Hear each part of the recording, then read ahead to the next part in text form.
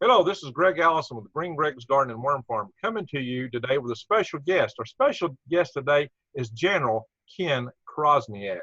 And General Chrosniak, he's a real hard worker and a champion of hardening our grid, of saving our country from power grid down.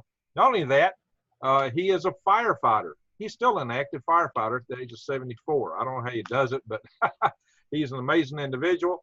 Even though he's a general, he actually started out as an enlisted member in the Army, and he's got actually a good conduct medal, something you wouldn't expect when somebody went through West Point, right?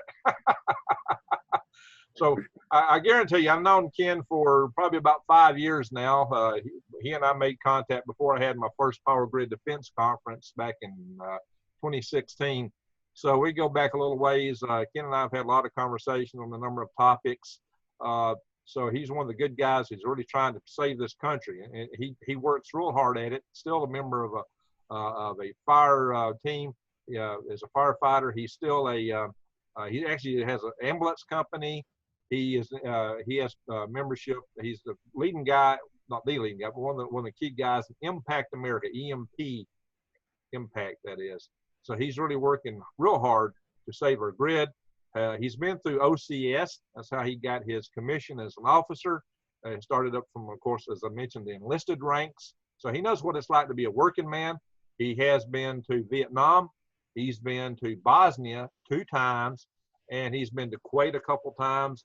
And he actually got called back after retirement to go to Iraq.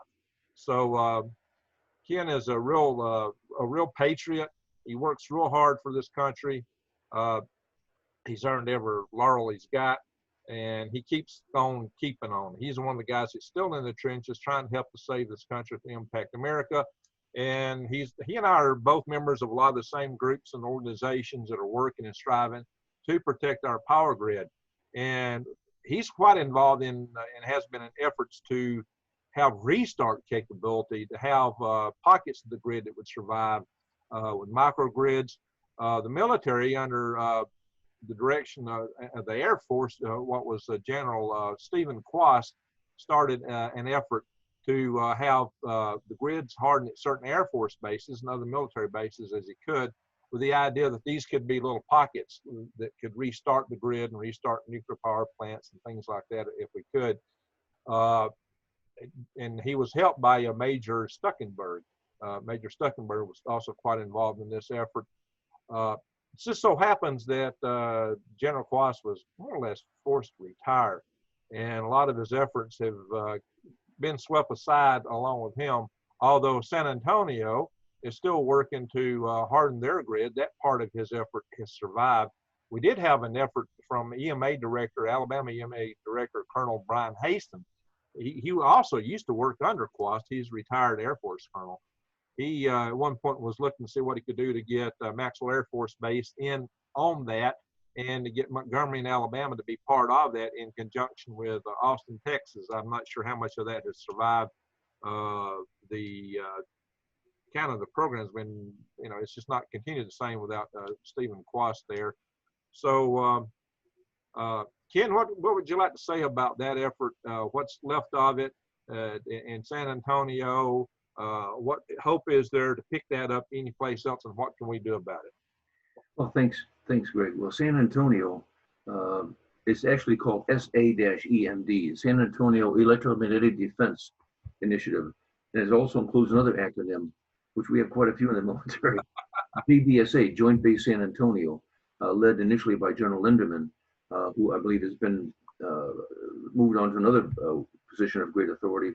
But the main person on that is Lieutenant Colonel Stamper. Thumper is his fighter pilot jock name, but Thumper is doing a fantastic job. The city fathers of San Antonio are in complete compliance with this. What's really amazing is that CPS Natural Gas Company, which has a 50-year contract, I believe, to supply all the electricity to the city of San Antonio and the 11 military installations all around it. Randolph Air Force Base, all those air base, all those military installations, Army, Air Force, it's just fantastic. They want to harden the grid, and they're going at it. They have lines of effort on 5G, cyber, defense from EMP, global magnetic disturbance, radio frequency attack, or severe tsunami coming in. How to protect the grid, and they've progressed so much in the past year and a half. Right now, we're not inhibited even because of COVID, this debacle. We meet regularly with the 4 breakout working groups and in depth. And there's also University of Texas in San Antonio that's complete backing with their researchers and research staff. And it's phenomenal what they're doing. They've actually been they've been selected as a result of President Trump's executive order #1 to harden the grid,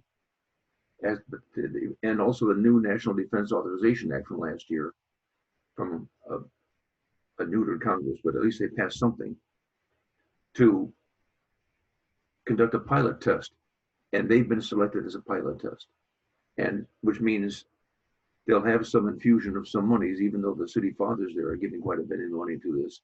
But this is going to be the official test site that once it's hardened, you can actually pick up and plug that into Philly, Maxwell Air Force Base, St. Louis, California, New York. You can plug this type of plans and techniques and procedures about how to harden the grid to a certain percentage, and also have black start capability. Okay, let's define a couple of things here. Let's define a couple of things for the listeners. So, one, you've thrown out a couple things. One, if I recall correctly, this is all based on a microgrid, having a hardened microgrid with one of the small nuclear reactors. Islands of power. Right, islands of power. And these smaller reactors are built so you won't be generating nuclear waste or anything, and they won't have the melt. They can't go into meltdown like the plants that we're concerned with today, and we're not going to have to worry about the spent fuel rods and cooling pools and all this kind of mess that we have to deal with the current architecture. So it's a lot safer architecture in that regard. And then you mentioned black start capability. For those that don't know, black start capability, what Ken's talking about here is the ability to restart a nuclear power plant. A nuclear power plant has to have external power to run and operate. It can't even start itself up. It has to be powered on the grid to get it started. You want to talk about that, Ken? A lot of people have a hard time believing that. Yeah, right now we have 3 Mile Island about 25 miles from my house, downwind, thank goodness. They've been shut down, even then it'll take years.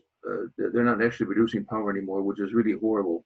They've been replaced by a natural gas, low-cost energy, which is deplorable because the safest form of energy in the United States, of course, is hydro. The next safest is nuclear. They're extremely safe until they're shut down for a prolonged period of time. Then things aren't so good. A hydroelectric plant can restart itself. A natural gas plant can restart itself, but it still takes outside power to get it initiated. A coal plant, hydro plant is the only way to restart almost any kind of other power generation plant. Nuclear plant doesn't start up with a generator. It needs a full of power grid to restart. What happens is that there's 2 elements. There's the core itself, as we've seen in Fukushima. It did not turn out well, and it will not turn out well with a prolonged loss of maybe 2 to 3 weeks here. They will implode, as we saw in Fukushima. Then there's a spent fuel pool, which have to be submerged underwater. That's why 3 Mile Island is right there in the middle of the Susquehanna River. You have river water going through it and pumped into it. Anyway, that's the problem. Is and it has a half-life of a long time. I can't go into the dry cask. I'm not going to talk about that right now and how it's stored.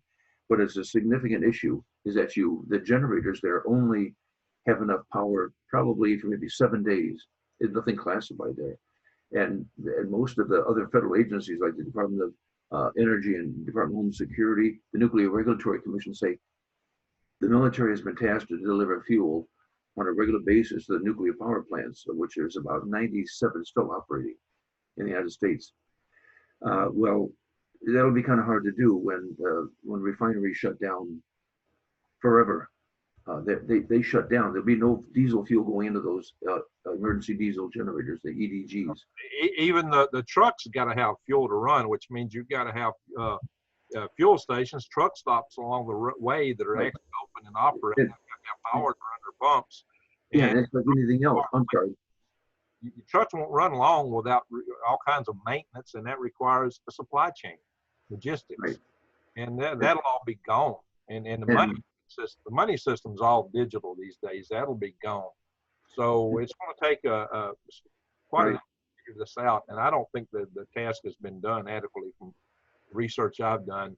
Yeah, they're supposing that task order out there, but when I went to my adjutant general's office, they didn't know anything about it. They were like, "Huh? What? We don't do that." That's the issue. Here, the whole everything evolves around one thing. We have a military. We call it our center of gravity, which you and I have talked about. The cog. Every nation's got a center of gravity. In World War II, it was oil fields, Ploesti, and the ball bearing factories for the Germans. They had to have them operating, especially oil. That's why we sacrificed thousands of lives to bomb the Ploesti raid. My father was all three of them. Anyway, in the Japanese, a lot of it was just attrition. You had to get the will of the people, which was hard to do. That's why you ended up bombing with 2 nuclear bombs that we don't make them that small anymore because they're not that powerful. But I'm trying to say we have a center of gravity, and ours is electricity. Without electricity, everything stops. But what's supporting that center of gravity are single points of failure, like fuel, communications, food, personnel, and time. You and I have a briefing also. I push that because in the military, especially with the state's adjutant generals, they're up to here with hurricanes, wildfires, earthquakes, flooding. I mean, they are reactive. They're not proactive. There's not a single adjutant general out there right now, and certainly not the Pentagon. There are no forward thinkers at the Pentagon. I know I was called up to help write the National Military Strategic Plan for the War on Terror. And maybe even talking with, we briefed the Joint Staff a couple times. There are no officers at the Pentagon that think forward. I was in an office, we were supposed to plan out 5, 10, 15, 20 years out. We got sucked into doing daily operations for the Secretary of Defense. We got sucked into doing that. You're putting out fires, you're stomping fires down. You become reactive instead of proactive. But what the adjutant generals, who are going to have the rose pinned on them for emergency management, for which every state emergency manager is supposed to be doing this also, which they're not doing. They're not preparing for the long-term power outage, and they know about it too, but it's not politically acceptable. Is that the biggest thing I've noticed in the military, and as a retiree, is that adjutant generals and military planners really think that soldiers, sailors, airmen, and Marines are going to stay there. But if you're down in Maxwell Air Force Base and your family's up in Buffalo, New York, you'll stay around for a while, but eventually food's going to run out. There'll be no water. Eventually, you're going to go home. People are going to leave. Same thing with. You know what, Ken? That's already been seen in Hurricane Katrina.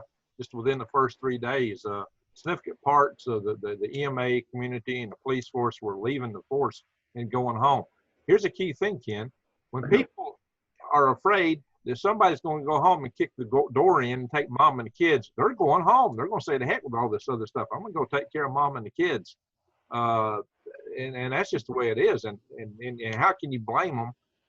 That's why I say, and have said for some time, that part of the planning for emergency fuel supplies, these spent fuel rods and things like that, is the people that's tasked with doing these jobs need to have provisions to protect their families in place, whether they stay on a base or there's patrols that stay close to their neighborhoods. Something's got to be done to make these people feel safe and secure in their communities, so they know their family's not going to get their door beat in. And they're also going to have be provisioned with food and water and the necessities for them to stay at a peace of mind and stay on the job. And that's something I have briefed the EMA on when I went to Montgomery, Alabama, and briefed Colonel Brian Hastings. That's one of the things I told them about. I also told them about these spent fuel rods. You know, you talk about the reactors, they can inject massive amounts of boron in the reactor and at least stop the reaction itself. Now, the fuel will still be hot, but they can stop the reaction. But the spent fuel rods on the outside, and there is a containment building. I mean, it's still, your core may go to China, but the core of the earth. But the deal is that those spent fuel rods are in a building next to the containment building. They're not in that big concrete containment building. It's just a sheet metal roof overhead. And once that 20 foot of water evaporates away, it evaporates like 160 gallons a minute. So it will eventually evaporate away. Those rods burn on contact with air. And the pressure and the fire and the heat's going to compromise that roof. All that stuff's going to get out in the atmosphere. When you're talking, we've got enough material on all these fuel rods to be equivalent to 300 times all our nuclear weapons on Earth, just in America. Right. And those fuel rods will produce an exothermic zirconium fire too, which you can't put out, as they found out in Fukushima. But here, talking about a lot of that, I don't know if that's that clear, but I'm going to send you the electrons on this. It's a booklet that was put out by General Quast at the retired Air Force 3-star. He asked, his name is John Hollerman. He's an award-winning bestseller. He's written a lot of books on survival theory and so on, but is not one of the wackos going out there with the crossbows and so on, like Zombieland and so on. He's actually written, and I'm not trying to sell his book, he's written 3 bestsellers. I couldn't put them down. He is authoritative on this also. Survival Theory, a Preparedness Guide, How to Survive the End of the World on a Budget. He makes a little bit, let me just explain this for a moment. He's a SEER grad instructor, Survival, Escape, Resistance, and Evasion instructor in the Air Force. He goes out and advises people how to prepare for the future. But even then, people say, well, I got a 30-30 Henry rifle. I got deer. No. I noticed that when I was in Bosnia with the invasion force, I was in the convoy, and I was there for a while. And I went back a year later with General Ellis to evaluate whatever. But I swear to you, this is true. I didn't see a horse, a cow. I saw hay out there that was moldy. That was all just, nobody was eating it. It was like they stand their haystacks up on end, and you eat it like a hourglass.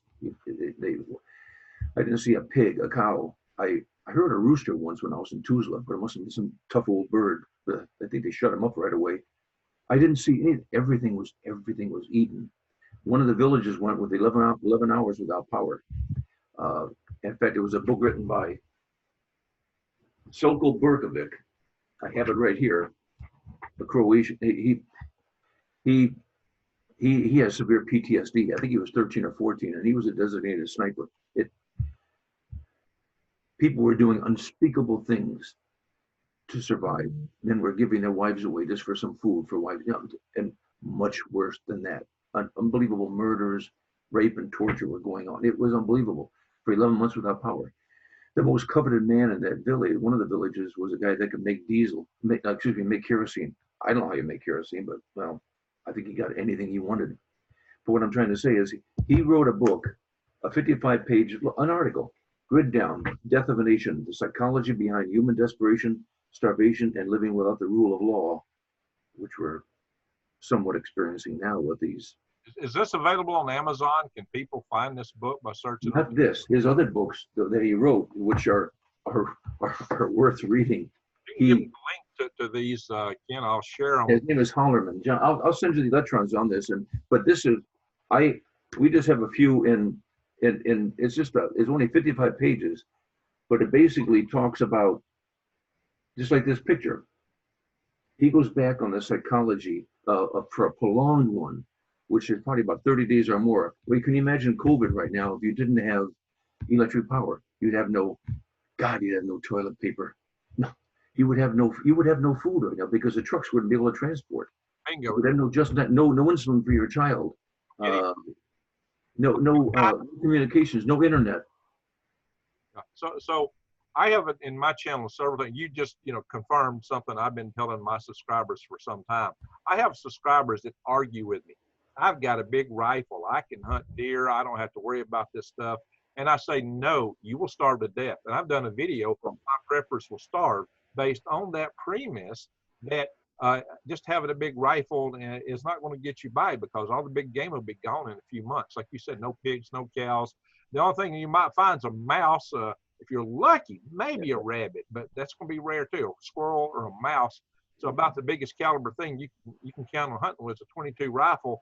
and you're not going to find much of that, not enough to feed your family. You might get a little protein, but you're going to starve unless you know how to eat from the wild and grow your own food. And you're really going to have to grow your own food, especially get the carbs you need. So that's what I do on my YouTube channel. I tell people what's going on in the world. I tell them the premise of my channel is to enable them to survive, thrive, and stay out of the hive. So I cover things like this. It's just that, right? What's going on with China, the risk to America, what's happening in Iran, how we can be attacked, how our grid can be taken down. I cover this. I cover it repeatedly from many different angles. And I talk about these risks so that people would be aware. I'm trying to wake people up so that, you know, I tell them to don't be scared, be prepared, because I want people to get ready. And I also want them to form with organizations to do things. Sometimes I put links out for action they can do to help us maintain our grid, because I think that's critical. I want to do more and more of that here in the future. Right. You've really hit on one of the key things that I've been trying to tell everyone here. And also, by the way, that EMP pack, the logo on that book you showed is Ken's organization. That's one Ken is really active in. And that's Chuck Mantos is the president of that, right? Of Impact America? Yeah, he's president of Impact America. No, I am. You are? Oh, you're the president of it. Okay. Yeah, of Impact America. And he wrote this, but it's between the both of us. His logo for John Holloman is this one. Okay. All right. And he is a survivalist. In fact, he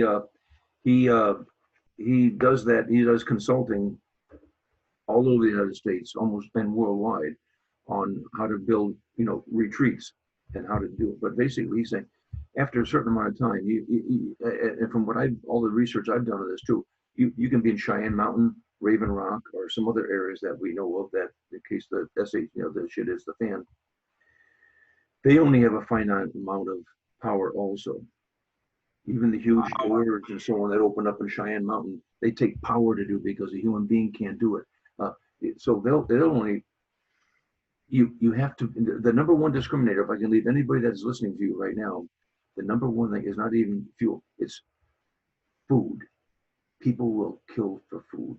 If you think you can go on out and shoot a deer and bring it back without being engaged by somebody, and if you're eating well, you're eating beyond the calories of people around you. If you're looking too healthy, they're going to know something's up. Mm-hmm. You even to get together as communities, that'll only last for a while. That'll only last for a little while. Even my goal, and the goal of Impact America and others that have been working on this, even if you can protect 20%, it's like Ambassador Jim Woolsey, the past director of the CIA, coined the sentence, so you'll drink warm beer and take cold showers.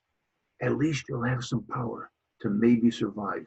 When I briefed President Trump, he was a candidate, Trump, then back in May of 2016. I only had 10 minutes to brief him. Both David Bellavie and I were both briefed him. David is the newest Medal of Honor winner from Iraq last year. He said, will we really lose 90% of the population the first year? That was his direct question to me. I said, sir, according to the EMP Commission in 2004 and 2008, after several years of studies, say that's the mark on the wall that'll hopefully stick, or not stick. But here's the thing: I said, what happens if we lose only 10%? That's 3.2 million. What happens if we lose only 20%? That's 6.4 million people. We're still going to lose a lot of people, mostly in urban areas.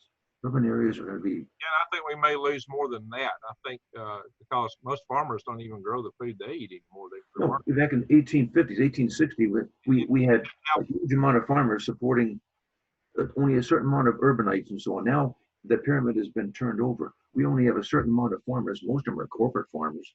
But corporate farmers, and they require a big supply chain to keep their system running. And these farms will not operate with the grid down. There'll be no food. There'll be no food available. You'll have armed gangs. We got a lot of veterans. You have armed. It's going to be, and like I basically say to some people, we can protect the grid right now. Probably, like President Trump is one of his handlers. He said, my handlers will send you some questions. They did. But he answered another question he asked was, how much will it cost to protect at least the 350E extra high voltage transformers? And he wanted a number right away. So Dave and I he said, give me a number. We said $5 billion. He said, that's doable. He said, how much to protect the entire grid? We said, sir, that's impossible, but how much to protect a lot more than that? And I said, we said, okay, 50 billion. He said, that's doable, which is dust nowadays with it, $8 trillion more that we've been spending. But basically, we said, when the shit hits the fan, it'll be very fast. We talked about the single points of failure I mentioned before: personnel, time, transportation, communications, because you can imagine right now with COVID-19 debacle going on, if we didn't have any cell phones, we didn't have any internet and so on, things would not be good. And no running out of insulin for your child, running out of potable water, which we can take care of that now. But even at that conference we had at Maxwell Air Force Base in May 1st last year, we had a chance to say, if you don't do this now, your child is going to get gut shot for food. Your daughter is going to die of starvation, or some of the worms that the children have up in North Korea, if they live that long. Your wife will probably be pulled away after the entertainment or some of the militia. It's going to happen. It's going to happen. And if you have a defensive wall, you're not going to make it. Not over the long run. You won't make it even the first year. How are you going to make it through the winter? I don't count on solar, because that EMP is going to hit the solar, but it'll fry it. No, it'll be nice rocks that kids can throw at it while they have the energy. But I'm very, very negative. But the fact is, what I try to tell people, we can control it right now, or this will be your child. We can control it right now, and if we can't, it's your fault, because you will have killed your own family members by not doing anything right now. Bingo. I consider my family too. Nothing's That's it. That we know so much how to do it. I mean, it's like, you briefed candidate Trump, and you gave him those answers, and he did go out and put out a executive order to get this started, but it's tied up in studies and will be in studies for a year or two. I mean, my God. Why didn't we just go ahead and say, hey, let's put these surge blockers on these transformers to get go, then study it? There's one thing we know we can do that will help us more than anything. Why was that not just an automatic, let's do this? And well, not only that, the muscle that went into President Trump's executive order on 26 March 2019 was the National Defense Authorization Act, which codified it. When even the Congress, as neutered as the Congress is, or was at that time, they wanted to seem successful, so they passed that, and the president signed it. If it was normal times, but now it's been given to the Department of Energy, Department of Transportation, Department of Energy, Department of Defense, and so on. And let's just say that they're going to study past studies.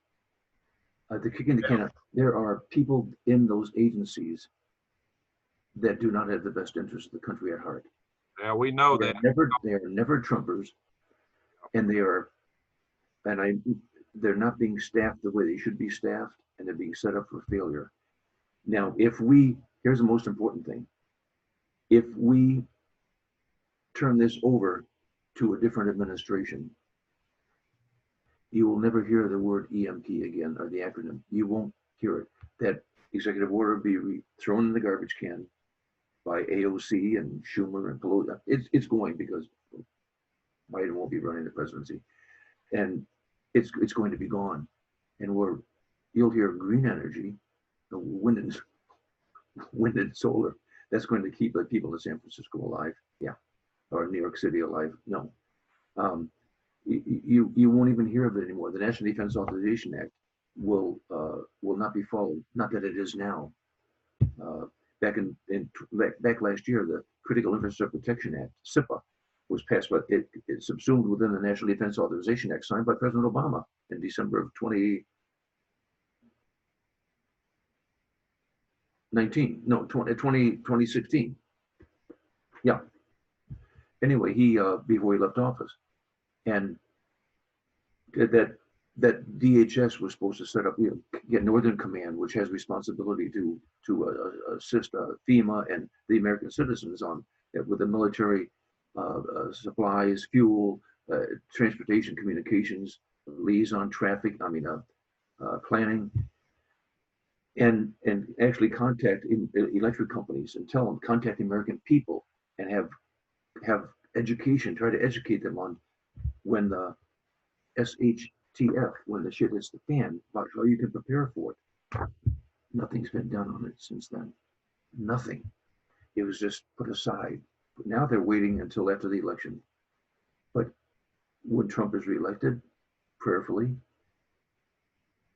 whether you are a Democrat or Republican or independent or a Marxist or a radical, I don't care what you are, we're all going to suffer with this. You may win, but you won't have any country. Venezuela will seem like a Belize vacation spot. Anyway, and it will. But you'll be drinking the sewage water and trying to purify it. Even a Berkey water filter won't work on that stuff, believe me. Now, you have federal agencies out there right now. We already know the Department of Defense is still keeping some of this stuff close hold. We are back in the 60s. The military has hardened their grid, not right down to your National Guard Army and so on, but they have hardened significant elements of it in key spots to keep ICBM. That's the 50,000 volts per meter. We now know that the Russian MP super weapons are 4 times more powerful than that. Yeah, they're 250, 300,000 volts per meter, and nothing's going to protect that. Even Senator Johnson, I believe it was Senator Johnson, had an admiral. I met him. He's National Security Council. I forgot the gentleman's name. He was wonderful. He was National Security Council commander and also Cyber Command. Rear Admiral. No, not Rear Admiral.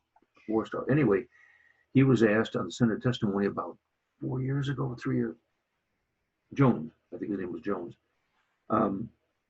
He was asked by the senator, I can see it right now, I'm pretty sure it was Johnson. He said, what can we do to keep just safe from cyber? Can China attack us? He said, China, then the admiral responded, China can attack us right now and take down our grid. They can do that with a cyber. This is about 4 years ago, 4 years ago.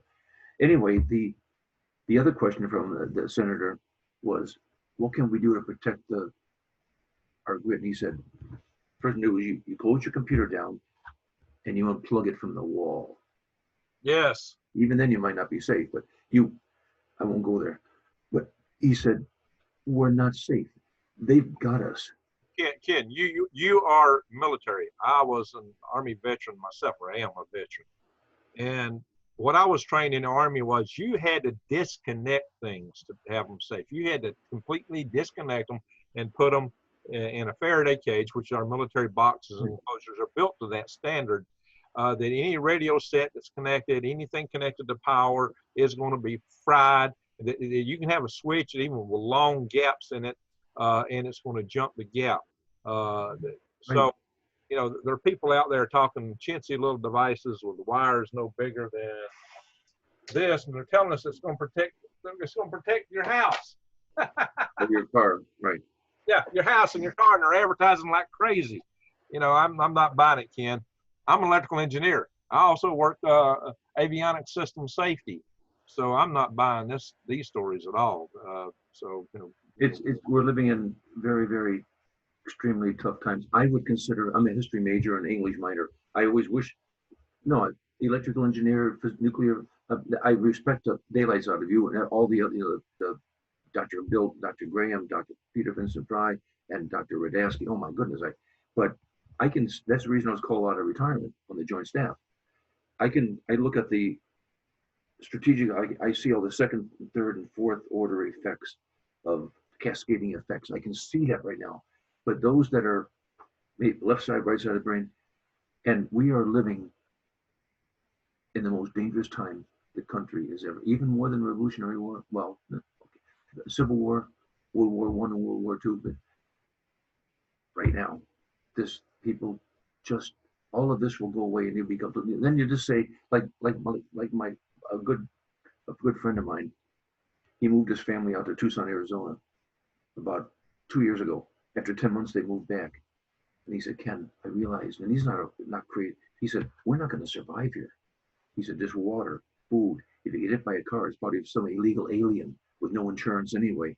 He said, I don't have enough ammo to take care of I have no good fields of fire in my house. And he said, they moved back to Mount Holly, Pennsylvania, right 7 miles from me. He said, and even then, it'll be tough, but he said, my family won't survive. And I said, that's just one example. But there are so many accurate readings out there. Don't watch the Zombie 2 with Bill Murray. Those are funny, but don't watch that stuff. I watched those. I saw when my son was alive. He was watching those all the time, and I said, what happens with those crossbows once they shoot them? Where do they buy new ones? They're firing an awful lot of ammo. Where do they reload? You know, better know how to make your own. Oh, by the way, you was talking about hunting, and saying, when you shoot a carcass, everybody's going to know it. They're going to come looking for it. Don't think you can drag it home. Exactly right. One of the things I encourage people to do is silent hunting. Trapping is the best way to do silent hunting, but I also talk about such things as using blowguns.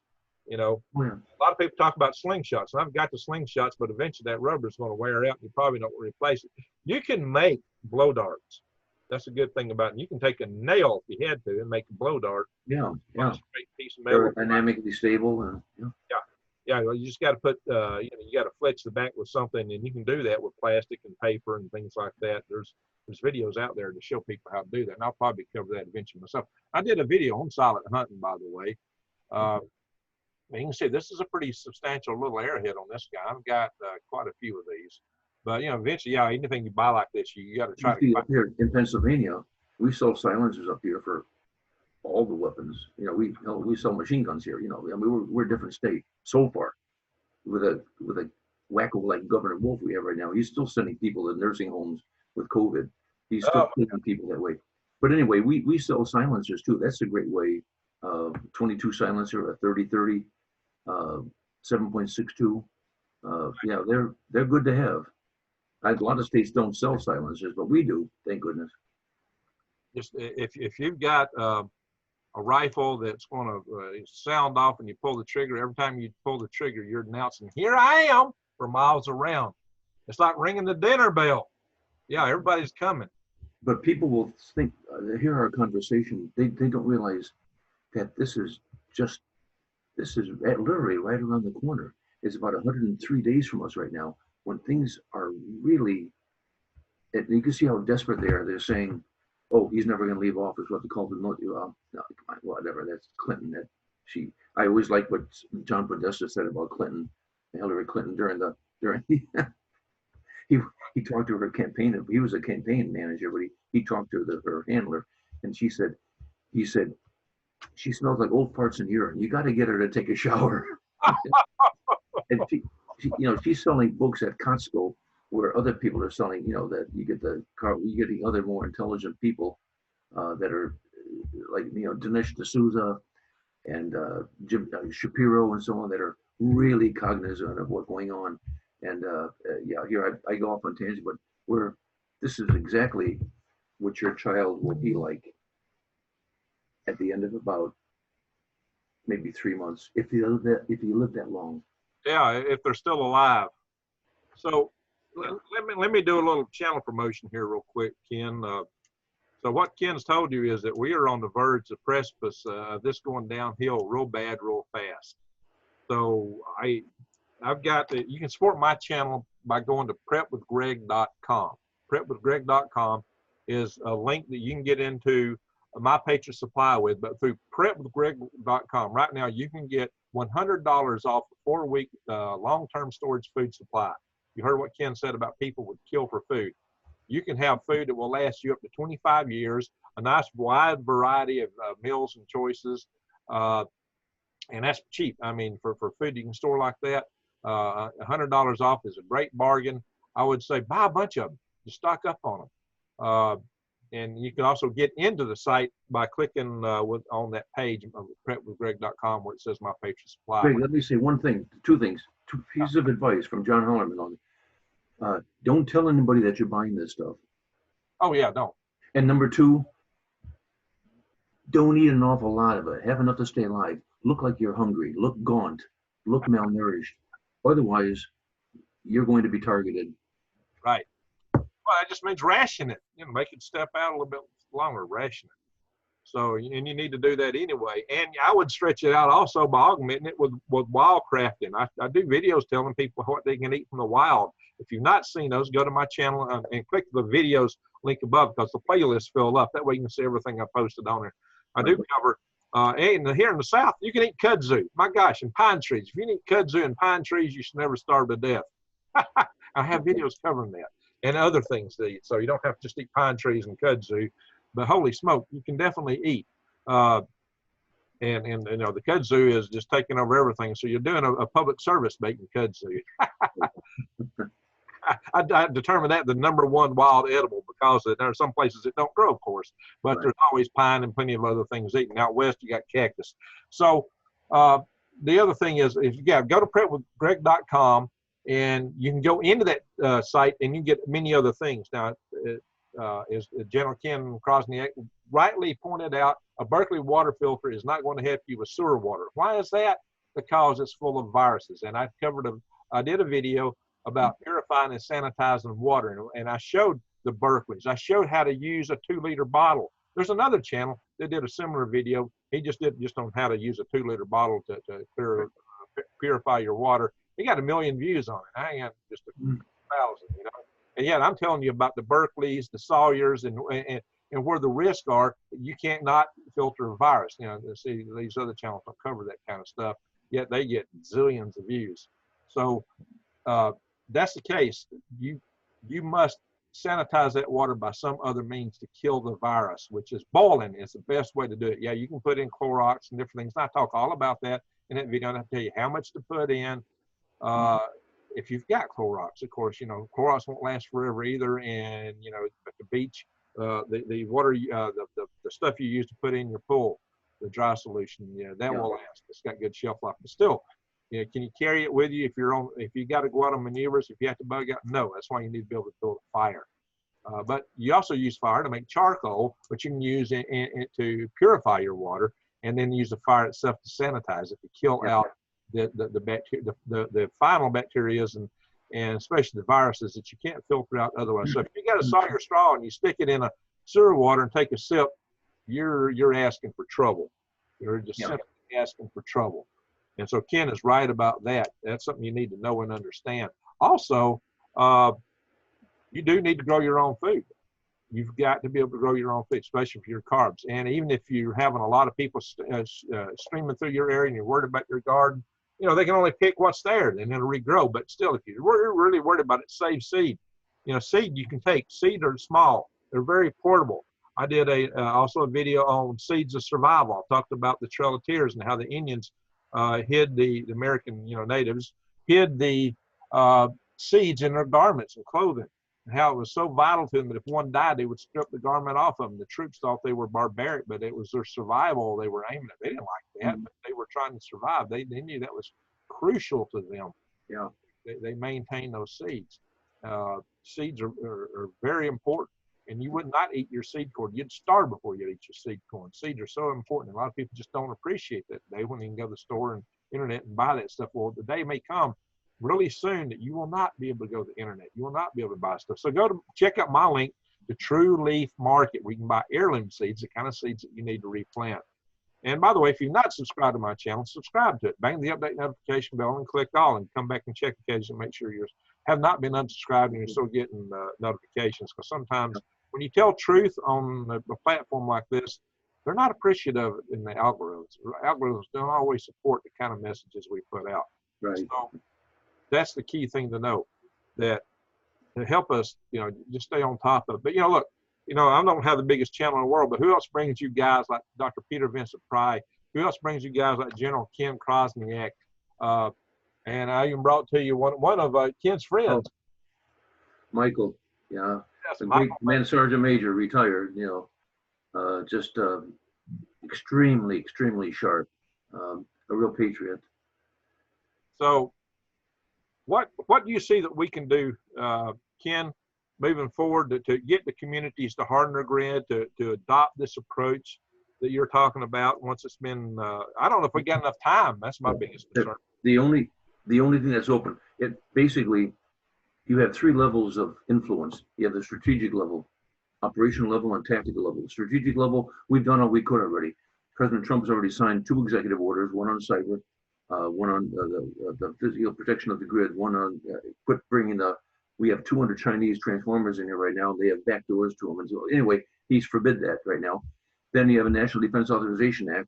And then it's all handed off to the acronym agencies out there right now. DOJ, Department of Interior, Department of Defense, Department of Homeland Security, Department of Energy, and right now they're sitting there.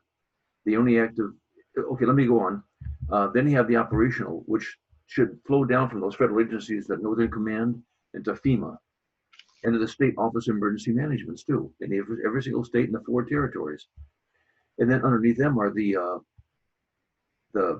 National Guard up in Stump Jump County, West Virginia, the National Guard, the local firefighters, the first responders, and so on, and how to prepare for this, because they have a vested interest in this too, because when you lose water pressure and the power goes out, the movement of the SCADA system, the natural gas is going to cause houses to start fire. Anyway, I go off on a tangent, but we've already influenced the strategic. We have the operational that we really can't do too much with, except to contact the adjutants generals and say, here, you've got to start protecting. Think about this. They'll say, well, automatically, where's the money? Well, if we ever do pass this infrastructure bill, after all the crap that the Democrats are trying to put into it, about green energy and everything else, and protecting and giving back money back to millions, hundreds of millions of dollars to states that squander their money. But I digress. The most important way right now, the only way we're going to do anything substantive or constructive, is to incite a riot. Yes, incite in the people's minds, in the Joe the Plumbers, the deplorables like us, to keep this vision not coming to reality by contacting, like on August 8th, I'm going to talk to a group of town supervisors and so on, and down in York County, Pennsylvania. And I've got 110 slides to show them. And I've already talked to them 3 times before, ham radio operators and the same group. And I'm going back again because there's more people that wanted to hear about it. You have to get educated. And I think that the word has got to get out right now that I'm going to send this to you on the electrons, that you can, on your website, that go off. And also, I've got 110 slides that show like EMP 101, the electromagnetic pulse 102, how the grid is constructed, real short and sweet. They have a slide and a talking dog underneath it. I've given them, you've seen some of it, but this one's more expansive.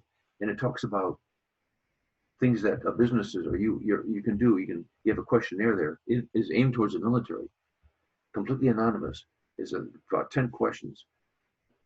Are you prepared? Or is your family prepared? Because you got to prepare your family. It goes down in detail. Do you think you'll ready to stay here for about even a month after the shit hits the fan? When there's, your family is, 500 miles away. And people can answer it honestly because there's no name on it, no social security number and everything. And you get a good, even if you have 10, 15, 20% return on that. But it just showing people what they can do to raise awareness. People don't know this is going on, which the SIPA Act, Critical Infrastructure Protection Act, was supposed to inform the Joe the Plumbers and the deplorables out there about the negligence of past administrations. The 2008 EMP Commission report is very accurate. We already know a lot of this stuff already. The Obama administration didn't do anything until 2017 when they left, 2016 when they left. We had 8 years. We could have at least hardened 20% of America. But right now, the electric industry is negligent also. In fact, in many ways, they're criminally negligent because they're aware of this. You make a contract with your people to supply power. And I've seen fires here. I've seen a squirrel when they're up on a telephone line, they're up on a power line and their tail goes up. They're not alive. They're not alive for very long. They get zapped. Same thing with pigeons. I've been to transformer fires already. Oh, yeah. I can watch it. You're not going to put water on a transformer. Wait for the power to shut down, and then you put the pole fire out. If you live in an area that you're dumb enough to have wooden telephone poles, but most of us do, especially Puerto Rico. There's things we can. Nothing was done for those 8 years, and it took a while to really get the generating going because the present administration right now, I'm surprised he got done a lot of what he did. I guess this is a political. I don't know. I was Trump's EMP surrogate, myself and General Flynn, for the ICBM, the North Korean threat, ICBM, and also for EMP. Well, General Flynn didn't know diddly about EMP. You know, smart man, but he didn't know diddly about it. But being National Security Council, the National Security Advisor, he knew a lot about North Korea, a lot more than I did. Yeah, I didn't want to know much about North Korea, but he did something. We got actually what 2 executive orders and the NDA that he signed. He pushed through. He helped push through. But now it's out there, but it's just is lying stagnant. It's been over a year now since 26 March 2019, and they finally put out a report, 13 pages about saying we need more study. Well, no, we don't. Amen. We do You have not. national labs out there that do a great job, but they want more money. You know, we already know it's gonna. And it's like when I briefed for Rumsfeld, when I was he always used to use the 80% solution. You throw it against the wall, and if it doesn't stick, you add a little more money. He said you throw it until it sticks. So we start with an 80% solution. So the beer will be a little bit cooler, and the shower will be a little bit warmer if you have more than 20%. We have certain things we have to protect: the nuclear power plant, hospitals. When my son was in the hospital, he spent 4 months in the ICU before he passed away. And one of my friends there, the doctor at Hershey Med, they lost generating power, or they lost power, main power. They went to the red circuit, and I was there. And I mentioned Aurora. He used to be a Marine Corps, he was a Marine Corps forward observer. In my area, he called fighters in on my compound, and they're at my compound in Fallujah, no, at Abu Ghraib, where I commanded. Anyway, he was a physician in the ICU, and I said, Rory, what would happen right now if we lost the generating power? And he said, oh, we won't. I said, what would happen if we lost the generating power? He said, we'll be pretty screwed. People what to beg. My son was on a ventilator, freaking thing.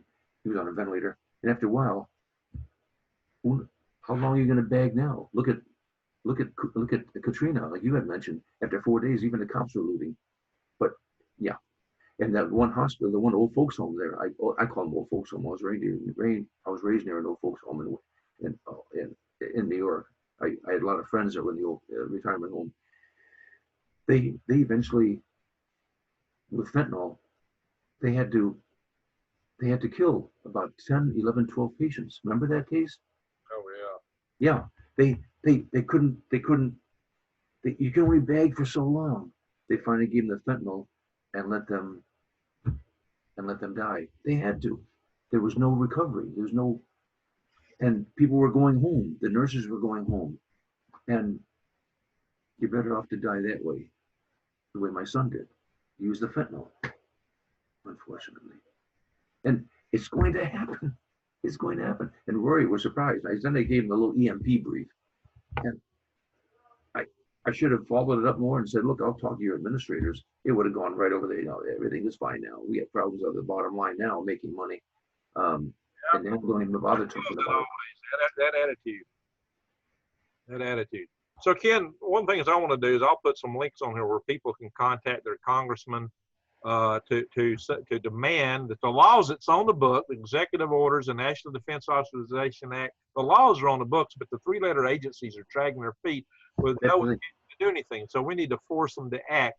So we need to pound on our congressmen, right. Call your congressmen, call your senators, and say, hey, make these guys get out there and get the job done, the harden grid, study and stuff, and do what's got to be done now, because we don't have the luxury of time. I don't feel. That's what it is. You've got to get the federal. You've got to give, and this should be bipartisan. But right now, anything that benefits the present administration is no good. They don't realize that they're cutting their own throat. And the only solace I have is that someday the senators and Congress people will have a son or daughter like this. I'm serious, because they deserve it then. Yeah, I'm gonna tell you something. On my channel, what I hear back from my subscribers, they believe if the grid goes down, it's going to be an inside job. There's not almost all of them are thinking it's not going to be these guys or those guys. People don't trust the government anymore. You know, the latest poll showed only 10% of the population actually trust the government. So what the politicians and the heads of these companies have failed to realize is the people, the citizens are going to come after them. And I'm not calling for that to happen. This is a notice, a word of warning. If you're in a power position and you're not doing the job to get this grid hardened, you're going to be not in a good place. And there's nowhere you're going to run and hide that you're going to be really protected. You might be in Cheyenne Mountain or somewhere for a period of time, but eventually you're coming out, and the people are going to be out there waiting on you. They're going to be like I don't care if you take away every pea shooter and spit wad shooter they got. They're going to be coming after you with stones and sticks, and there'll be enough of them that you're not going to stop them. Yeah, and I've never been politically correct. I try to sometimes and so on, I guess. But when you get Darth Vader's daughter, Feinstein, out in California, she's been in power for 60 years. And all of a sudden, the whole world screwed up because of three point something years with Donald Trump. Yeah. What have you been doing same thing with Schumer, 47 years. Same thing with, and like you get a real latecomer from a Maoist anarchist like AOC and Tlaib, Palestinian, coming in and saying, we want to dismantle the country. That you normally be tried for something by that time. You normally at least be told to resign. They don't realize what they're really going to get when it goes down. They have no idea. They think they're going to get their little utopia, and it's not going to happen. It's going to be that starving kid you're showing us. They won't have private guards. They won't have this. No, they're going to be. It's going to be mayhem. It's going to be a nightmare for everyone. Everyone is going to be a nightmare. Even if people watch that movie called The Postman, Kevin Costner. Oh yeah, I love that movie. Actually, that's pretty nice. That's pretty sedate. Yeah, it is. It is. That's quite a while after the debacle. But yeah, I would don't watch Zombie and whatever that stupid series that was on TV. My God. Oh yeah, I know what you're talking about. The Walking Dead or something. Walking Dead. Oh, yeah, my son used to watch that too, and I go, oh my goodness, Chris. They were all great shots with a crossbow too. Yeah. Take it back.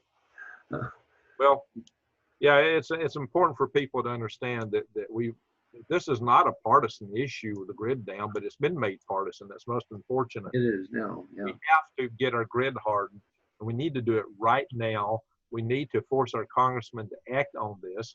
So I'll put links for that, but you can also go to your public services commissioner in your state and put pressure on them. Some of us are fortunate to have an elected public services commissioner, but by going through your governor or whoever, you can still get leverage on even an appointed public services commissioner. Right.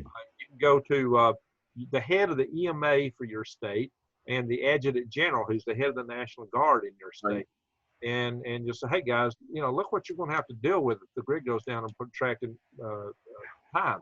Now, this has been done successfully in the Carolinas, thanks to our mutual friend, Ambassador Hank Cooper. He has gone to Duke Power and the EMAs within the Carolinas and said, hey guys, what are you going to do if there's no cavalry to come and you don't have power and you don't have fuel or anything for months on end?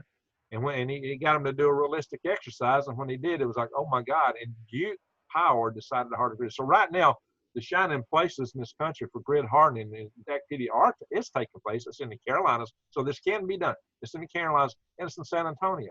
But San Antonio can't feed itself. I mean, you have power, but how are they going to feed themselves? So we got some work to do here, my friends. It can be done, but we got to jump on it. So I'll put those links below. But if you just look on the internet, find out who your state adjutant general is, talk to your governor's office, talk to your EMA director for your state. Hey, I've been to the EMA director in Alabama, Colonel Brian Haston, and I've briefed him along with Dr. Peter Vincent Pry and Dr. Stephen Nixon, who's an EMP expert retired from the Army. So we've had a really good brief, had 20 people there to include our Public Service Commissioner, Twinkle Kavanaugh, here in Alabama, and a member of the Alabama Power Company was there. They had a representative. We had a lot of EMA people. We had, and the Alabama Power guy never argued with us one little bit. We had a special projects coordinator for the governor was in attendance to this. So they all listened. They were all very polite, and they were all very concerned about what we're facing. It should be. But the other two things I would just want to mention before I got my grandchildren are here now to play, but is that from Michael Mabee, All roads lead to civil defense right now with that book. Here's Michael Mabey's book, and if you find my videos, remember I got links to this book and those videos. And there's no cavalry coming over the hill with Ben and Jerry's and blankets and water and food. They're going to be home with their families where they belong, including power company linemen and everybody. They're going to be home. Even the guys monitoring the nuclear power plants, they're going to go home. Here's why you need to prep. When the grid goes down, all you got is what you got. That's it. What you got in hand then is all you're going to have. All you're going to get. And when we've had regional power outages, our power was out in a week. When tornadoes took down the big transmission towers coming out of our Browns Ferry nuclear power plant, Right. We had power outage for it. But I saw bucket trucks from all over the United States rushing through my area. The interstates was full of bucket trucks that came here. And, I was amazed with the level of damage done that they got our power back on within a week. Now the base was nice and gracious. They let the community get its power up first, and so we didn't go back to work for a month. Yeah. But they let the community get taken care of first. So they were very gracious. Let the Army base and NASA both in cooperation with each other. Rest on Arsenal and the Marshall Space Flight Center for those that don't know what I'm talking about. But that would not have happened had there not been cavalry from other areas. We're talking nationwide. There will be no. Everybody's taking care of themselves. There will be no cavalry as Ken. When you have 10 FEMA regions out there right now, and let's just say only 8 of them are involved all at the same time, you're not going to do it. The FEMA workers won't come in after a while. They're going to leave, and yeah. This is why you need to prep. But on top of that, this is why we need to be proactive, not reactive.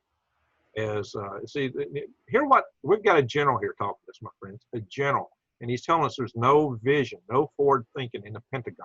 No, none. And that's true of the adjutant generals. Not at Northcom either. So when you take that into factor, you know that we need to work and be very proactive on our end to try to get this grid hardened, because it's not going to be a cakewalk. You may have all kind of prep and supplies and think you're going to be king of the world. You'll be lucky to survive it.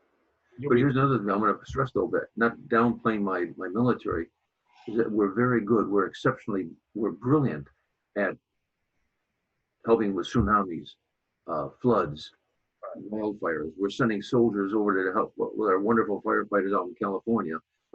We're very good at flooding and severe snowstorms. But we have nothing at all for it. There's different levels. There's an event, then there's a disaster, like Katrina. Then there's a catastrophe. Then there's a cataclysmic event, and then there's a tragedy.